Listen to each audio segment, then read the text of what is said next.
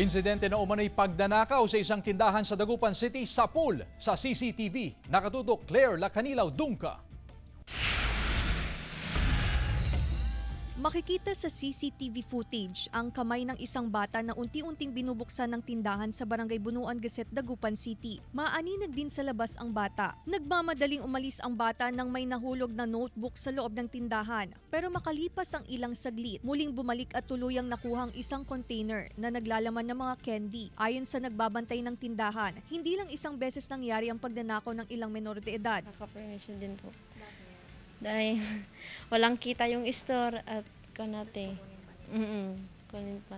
Ayon sa Barangay Council, patuloy ang kanilang pag-iikot upang sitahin ang mga bata o kabataan na nasa kalsada, lalo na tuwing 10 oras ng gabi. Hinikayat ng mga opisyal ng barangay na i-report sa kanilang tanggapan ang mga insidente ng pagnanakaw upang maaksyonan. Sa mga magulang, kung lumalabas na yung mga anak, alamin kung saan pupunta, kung sino yung kasama para alis sa mga ganung bagay, informasyon. Ma-trace nila yung anak nila kung nasaan na po sila. Kasama si Henry Duminsil, Claire Lacanilaw Dungka, One North Central Luzon.